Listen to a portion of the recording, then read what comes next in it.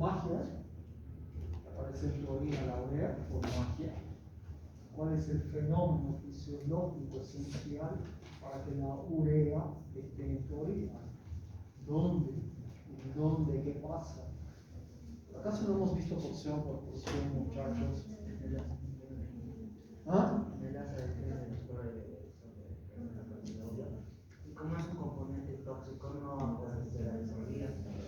Entonces, la urea recién es eliminada junto con el agua. Ok. ¿Qué va a pasar en la primera parte del estudio del auto? Ahí se va a secretar y después. Secretada en las primeras porciones. Esa es la respuesta sencilla. Secretada en las primeras porciones. Luego será pues excretada, pero ¿cómo va a ser excretada si no ha sido secretada? De la nada, en la orina. Entonces, bueno,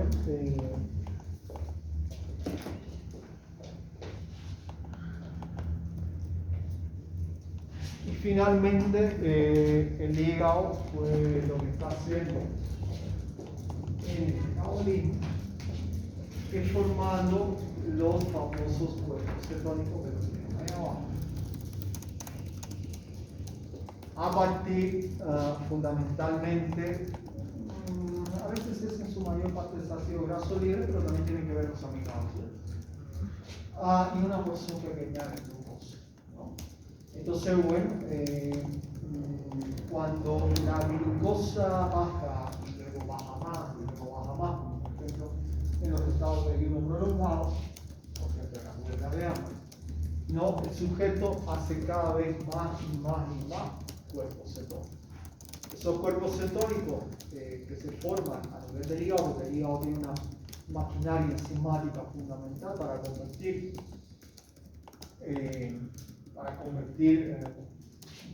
primero glucosa a partir de esto, pero también cuerpos cetónicos, porque ya pues realmente el tipo está gravemente en ayuno, ¿no? Entonces, además de esa maquinaria paralela de convertir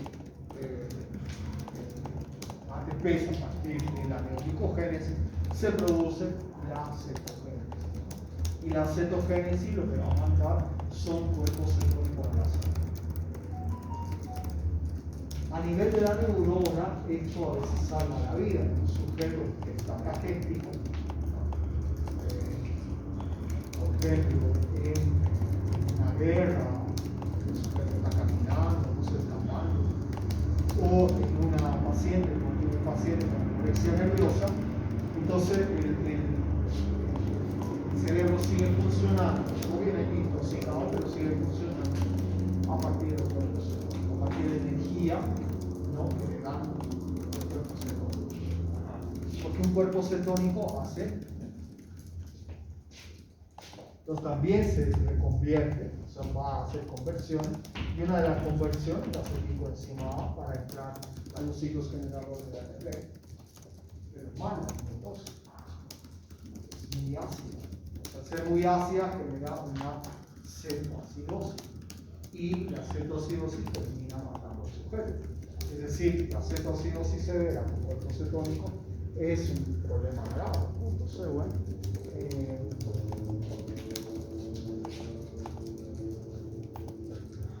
bien, entonces, desde el punto de vista de la glucosa, es posible explicar solo glucosa, pero la anterior parte era fundamentalmente el metabolismo de los carbohidratos. Ya se entiende un metabolismo de los carbohidratos. Ahora vamos al metabolismo de las proteínas.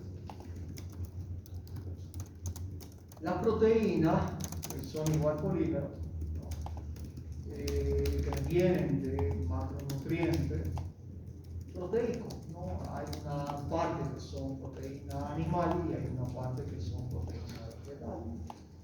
La proteína animal básicamente tiene más grasa que proteína sea, la proteína de origen animal no viene solita con proteína, como digo, animal no viene con proteína sola. En cambio, la vegetal es más mezclada con carbohidratos, o sea, en la naturaleza, los alimentos proteicos,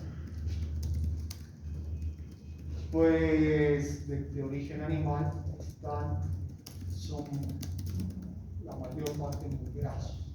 Por ejemplo, la carne de puerco es rica en proteína, pero es ultra rica en grasa. La carne de res es rica en proteína, pero es ultra rica en grasa. Entonces, las proteínas animales son ricas, o sea, son ricas en grasa.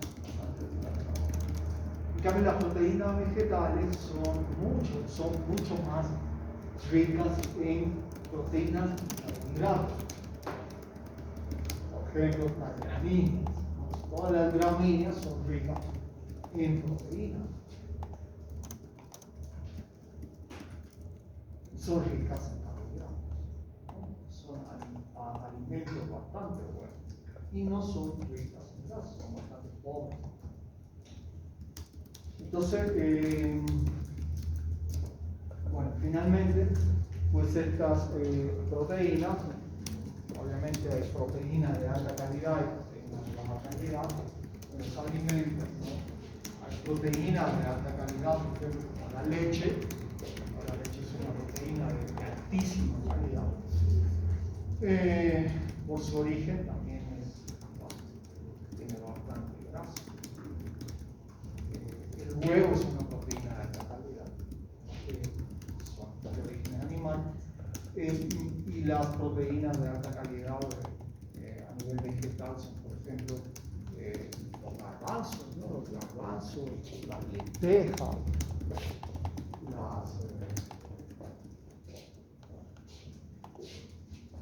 las sémolas, los frijoles, ¿no? Entonces son de alta calidad, ¿no? Sin embargo, tienen prácticamente cero.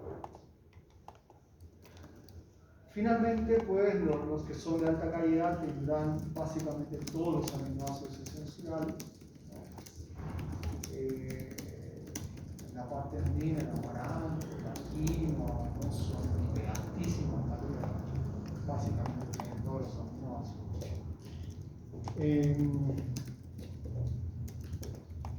Algunos, como el maíz, les falta uno, la tritoma, fundamentalmente, pero bueno, son alimentos bastante buenos.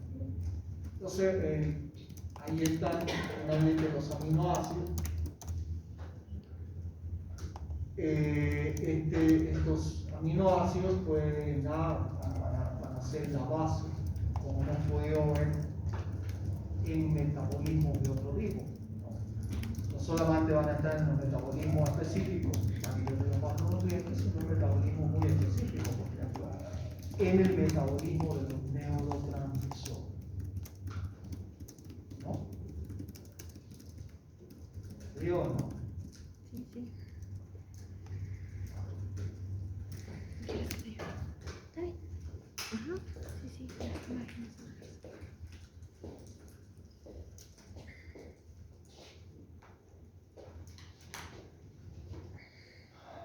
¿Cuál es el metabolismo del tritoma para formar el neurotransmisor?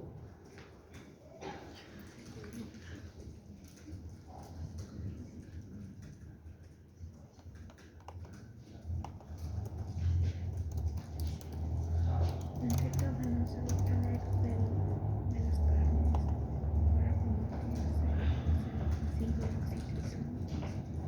Eso es en lo que se va a convertir, porque esto Sí, a ver, es esencial para la usted, serotonina. tritoma.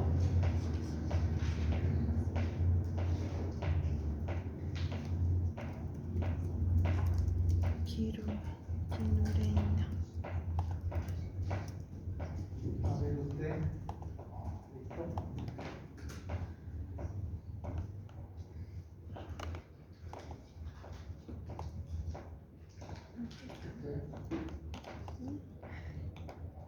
triptófano.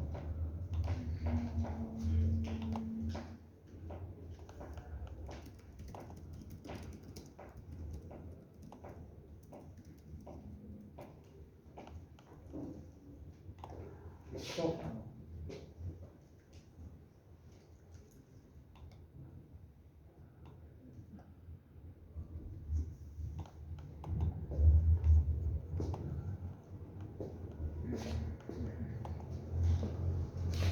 Triptófano.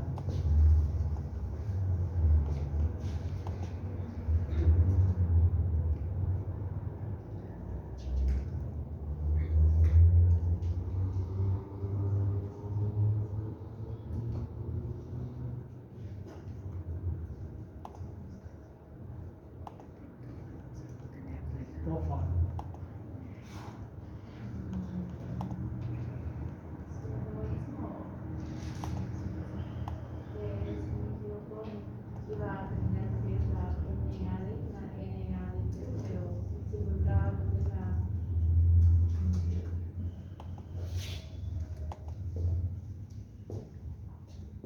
Muchachos, están estudiando. De todas maneras, no hay ningún problema. Bueno, en la neurobiogénesis es vital, o sea, sin grasa no hay neurobiogénesis. Por supuesto que los lípidos tienen que ver con enfermedades crónicas y también con enfermedades, con enfermedades crónicas, con aumento lípido y con disminución también.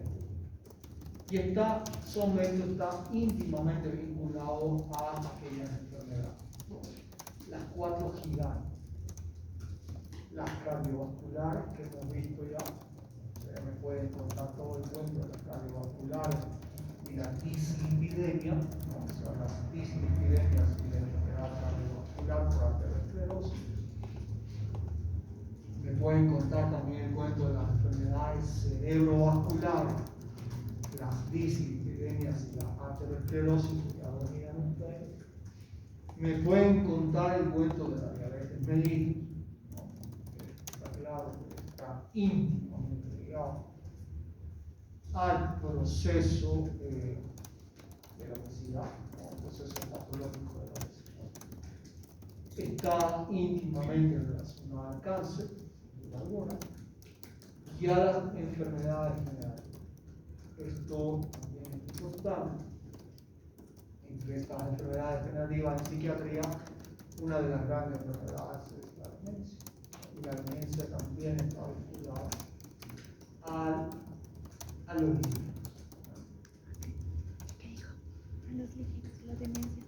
Ahí están los lípidos, pues los lípidos, Clasificación de los lípidos. ahí podríamos ver los triglicéridos, que son quizás los grandes, los ácidos grasos que derivan de este, están algún colesterol, que es el otro grande, pero como ustedes están viendo, hay una serie de lípidos esenciales para la vida. Los fosfolípidos son esenciales, los esteroides son esenciales, el hexanoico es esencial. Entonces, por supuesto, la fosfatidilcolina también. Entonces, son fundamentalmente de embarazo. Entonces, en las funciones de los lípidos está pues la energética, ¿no? Ya hemos visto el proceso de energética. Puede haber una función energética rápida, vale decir por beta oxidación de ácido graso, es decir, usando las vías metabólicas de formación de ATP rápido, especialmente en casos de urgencia, cuando no hay disponibilidad de seguridad. Pero también está en la conversión hepática, eso es en los lugares específicos, en los lugares fuera del hígado, pero también está en la conversión hepática, en la neuroglicogénesis, pero también esta energética de almacén como el almacén de triglicéridos. Está claro que para las funciones metabólicas esenciales a nivel del organismo hay dos grasas esenciales, dos ácidos grasos. Está el ácido linoleico y el alfa-linoleico, que pues tienen que estar presentes en todas las pieles, ¿no? Son esenciales. Bueno, ya saben que las grasas son esenciales, las grasas son vitales, ¿no? El colesterol también es vital. Sí, de verdad que también son una bastante e importante defensa del tipo mecánico. No una sola vez, un par de veces, ¿no? He podido ser testigo, especialmente cuando estaba haciendo la residencia de medicina legal, de gordos que se han lanzado en quinto, en cuarto, en tercer piso y casi no se hicieron nada. No es mentira, no es mentira. No, realmente desde el punto de vista de la protección mecánica es grasa. No le pasa nada a la grasa cuando rebota. O sea, no es como en los muñequitos, pero es interesante la grasa. Por supuesto, también lo he visto en medicina legal, por eso siempre decíamos que los gordos tienen mucha suerte en este aspecto.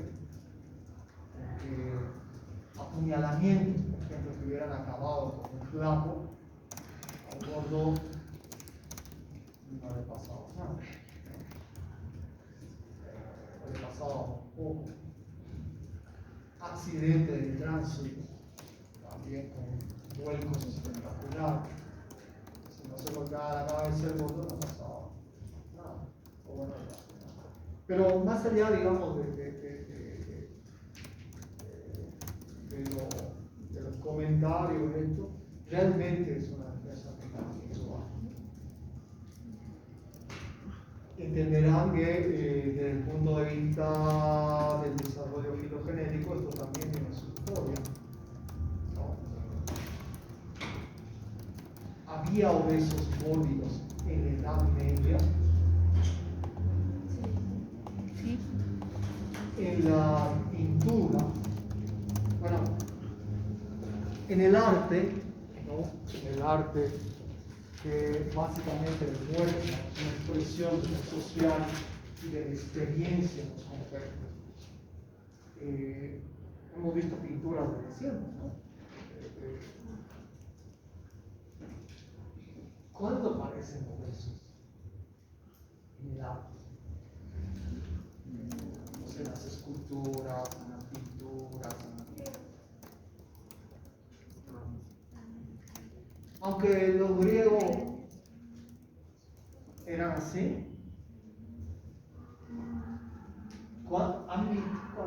porque hay, ¿no? Claro, a sus colegas, a los historiadores, a los antropólogos, ¿no?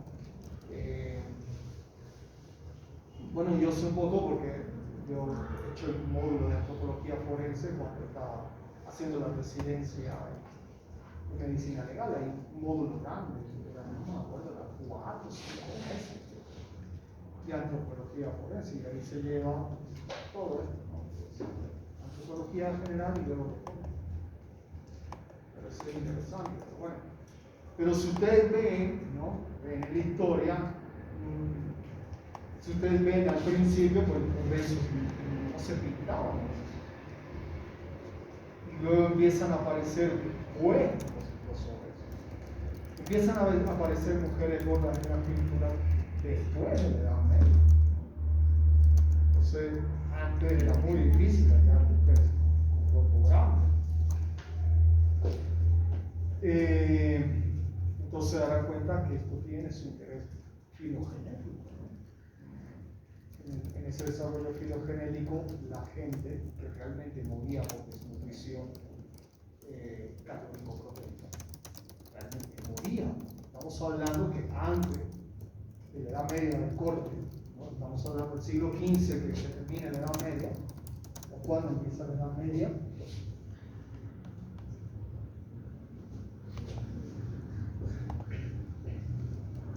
No me decepcionen como muchachos.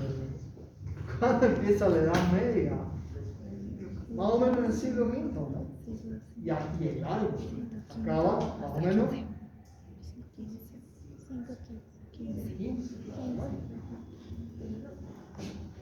Pero bueno, yo sé que no les gusta aquello, pero bueno, en toda esa época no quitamos esas cosas. Y la gente moría de desnutrición. O sea, moría.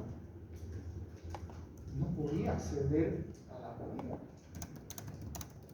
Entonces sucede que en el transcurso de los siguientes años, las características metabólicas genéticas han cambiado. Y ya vinieron cambiando desde más antes de la Edad Media, ¿verdad? ¿No? Hay un libro hermoso que es la estética de la gordura. Hermoso es ese libro, pero bueno, le digo si me van a hacer caso. Entonces, bueno, el sujeto pues empieza a tratar de alimentarse mejor. Y por eso que en ciertas épocas de la estética del arte, los gordos y las gordas eran bienvenidos a la sociedad, ¿no? Eran los que decían, wow, sí pertenece a la clase social alta, porque el flaco obviamente se estaba arrastrando en los basurales. Los gordos y las gordas eran la clase social bienvenidos al arte. Pero esto le ha cobrado a los sistemas de modulación hipotalámica. Entonces, en el transcurso del tiempo, esa modulación hipotalámica ha tenido que ver fundamentalmente con el metabolismo lipídico. Ahora es fácil engordar, pero no solo es fácil engordar por accesibilidad a la comida. Es fácil engordar porque el metabolismo lipídico se ha transformado. Si tuviéramos el metabolismo lipídico de los australopithecus, sería prácticamente imposible, aún con hamburguesas, engordar. ¿No? Pero bueno, no lo veremos. Y es fácil. Entonces, eso ha tenido sus repercusiones, ¿no? En la antropología. Porque los gordos realmente estaban mejor en todos los sentidos. ¿Entienden? En el sentido inmunológico, en el sentido incluso de defensa mecánica, que venían, ¿no? Y gordos, ¿no? Porque de verdad lo conocen a cosas. Bad Spencer, puede ser. Nunca han escuchado eso.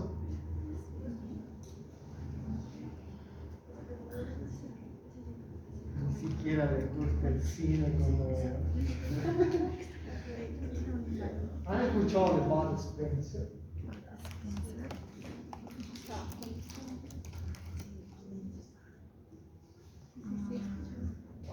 No. Bud Spencer, lo clásico, ¿no? Es un hombre gigante, gordo, gigante, con una barba espectacular, ¿no?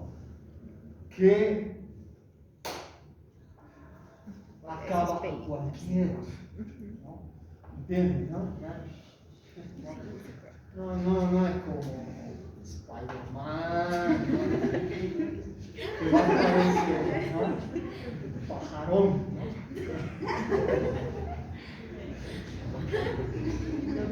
Bueno, ese va es gordísimo.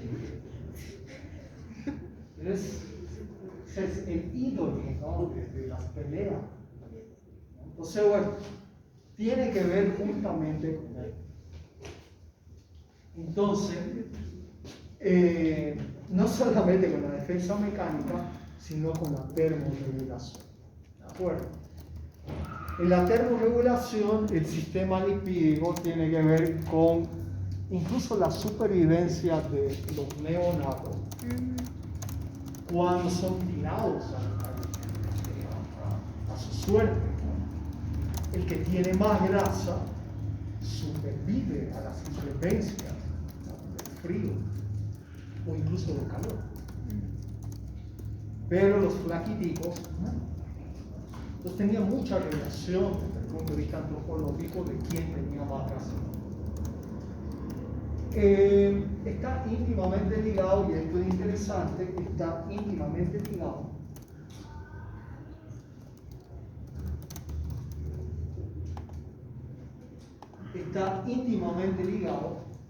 al transporte de vitaminas, ¿no? De no comer grasas, no podríamos absorber la A, la D, la E y la K. Ustedes estarán claros que justamente estas son vitaminas. Pues nada, están en muchos tipos metabólicos, entre los grandes están los procesos metabólicos de los eicosanoides. Los eicosanoides son gigantes, ¿no? y obviamente sirven para muchas cosas. Entre esos están los procesos proinflamatorios y los procesos antiinflamatorios, ¿no? Que tienen que ver con la vitamina E y tienen que ver con además los omegas. El grandísimo de estos procesos metabólicos se produce vulnerabilidad, por ejemplo, para estados proinflamatorios o estados protrombóticos gigantescos como el infarto miocardio o estados procáncer. También tienen que ver con la homeostasis vascular y la expresión genética. Sin grasa, la expresión genética igual. La expresión genética entenderán que por donde la guiamos desde el punto de vista de la vida misma, están las grasas, ¿no?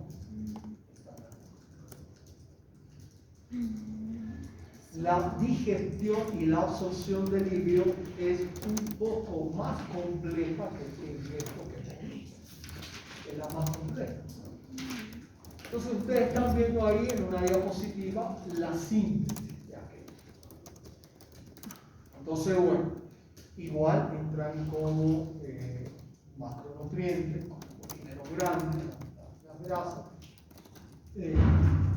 y luego, pues nada, entran al estómago. En el estómago se produce la licuadora, en la licuadora se produce justamente aquello. Se homogenizan, ¿no? Las grasas. Ustedes han metido a la licuadora grasa, ¿no? Alguno de ustedes ha hecho, por ejemplo, tan sabroso tomate con aceite de oliva, ¿no? Súper sabroso, sin sal, sin nada. Ahí pónganle tomate, y luego échenle aceite de oliva y métanle a todo dar en la licuadora. Se emulsiona y re sabroso. O sea, con eso, con una pasta acompañada de galleta o con aguacate, ¿no? O con garbancitos, ¿no? ¡Wow! Re sabroso. Entonces, en el estómago se hacen igual. Pues nada, una vez que pasan del estómago al duodeno, es atacado. ¿Por quién? Por la bilis. O sea, la bilis es la primera clave de digestión de las grasas. O sea, atacado por la bilis, y en la bilis se encuentra sal, ¿no? Las famosas sales biliares. Estas sales biliares terminan de emulsionar la grasa.